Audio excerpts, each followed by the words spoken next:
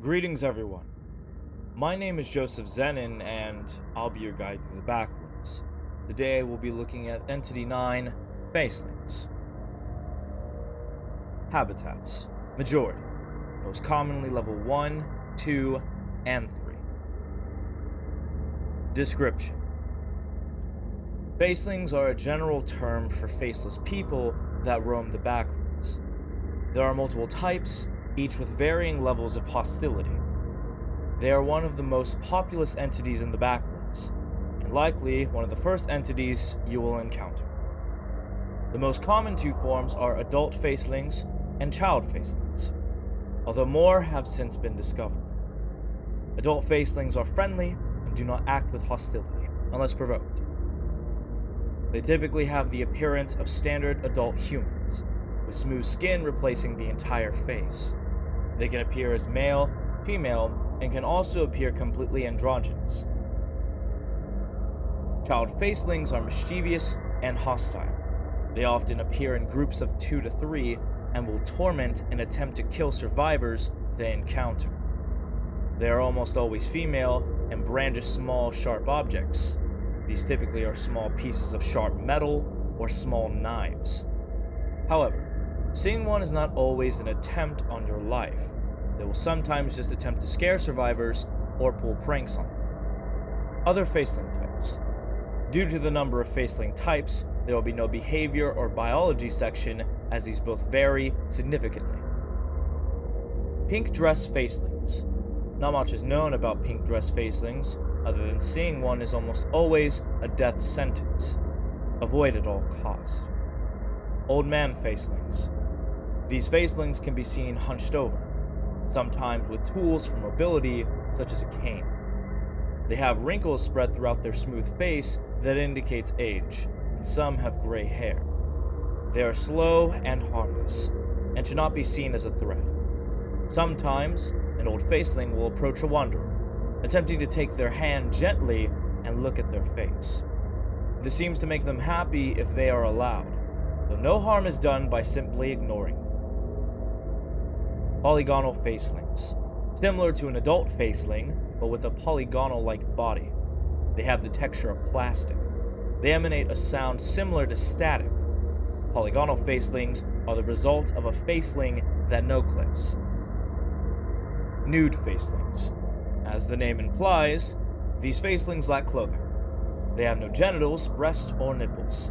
They trudge around until spotted and will then run away. Shadow facelings. A pitch black faceling. These facelings have the appearance of a silhouette, but are actually corporeal. They are extremely hostile, but are only as strong as a normal human. False facelings. These facelings are unique in that they sometimes have partial or even full facial features, such as half an eye, a nostril, a mouth, teeth beneath a layer of skin, etc. Otherwise, they act like typical adult facelings. Indoctrinated facelings. A faceling that has been indoctrinated by Jerry. While not biologically different from other facelings, they act very different. They will attempt to bring any survivor they find to Jerry to make it a part of the followers of Jerry. Hotel Vimir residents. Wanderers that spend more than 7 days residing in level 401 will lose their face and sense of identity, effectively becoming a faceling. They are considered harmless. Memory facelings. The most dangerous type of faceling, and the most powerful. These rare facelings will take on the physical appearance of a loved one from your memories, without a face. They originate from an entity known as the Memory Worm. How they hunt is currently unknown. Discovery. Facelings are one of the first entities ever discovered in the Backrooms. One of the earliest MEG reports ever written referenced them. Journal entries referencing facelings date back to 1909. Their exact origin is still unknown. A short story was written about a wanderer's encounter with a memory faceling. Begin log. The wanderer had roamed the dark pits of this level for far too long, silently cursing himself for ending up here in the first place. He was in such a hurry to get away from whatever that thing was that he jumped into the elevator and slammed the singular button that supposedly led to level 401 immediately. It was only halfway down the ride that he noticed the small screen above the door.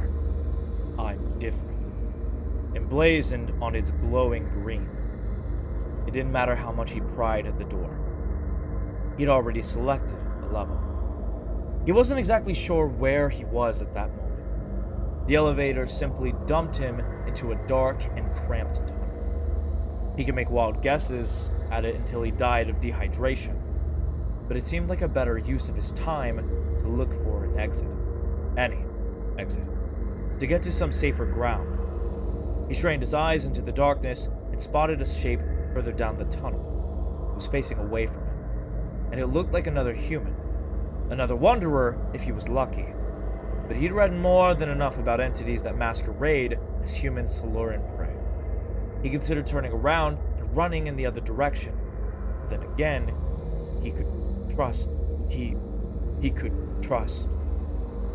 He decided to approach the shape cautiously.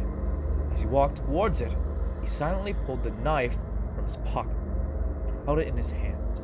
He was near enough now to make out the silhouette. That is that you can trust. Trust your sister. You remember when you had gotten that shiny new phone? You were so excited to try it out on the way back from the store.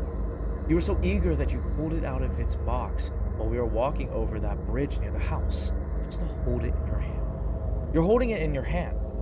You're holding it in your hand, and you were so excited that you just let it slip from beneath your fingers and into the water. It makes a clanking sound when it hits the water. You remember when it was your first day of 6th grade? You were so nervous getting off the school bus that I thought you'd faint. Remember those first steps towards the doors? It was something you didn't want to do, but you did it anyways. You took those first few steps towards the doors. You're taking them. 1, 2, 3, 4. You remember when your sister came back home after college? I was happy to see you too. You were standing anxiously at the door, waiting for me to round the corner of the gate, and that was the last time I saw you. You need to stop dwelling. I'm here now, one time. Yeah, I guess you will. Remember what you did when you saw me for the first time in all those years. You ran straight into my arms, didn't you? You're running towards me now. Come closer. You're about to. I remember when I saw that lucky penny. That didn't happen. Yes, it did. It's one of my most treasured memories. I saw it on the ground and decided to walk over to it. I'm walking over to it. Stop it. That's not what's happening. It's one of my most treasured memories. The penny was shining on the ground. I walked over to it and picked it up. I'm picking it up. I was careful when I picked the penny up, so I didn't cut myself. You're lying. None of that ever happened. You know none of that happened. Stop making things up. I held the penny close to me. It's one of my most treasured memories. You've always been a liar. You're a terrible brother. You're coming around the corner of the gate. I'm running to you. You're already dead. Stop trying. It's been such a long time. Won't you have this lucky penny? Get away from me. Stop it. Please, please stop. Treasured memory.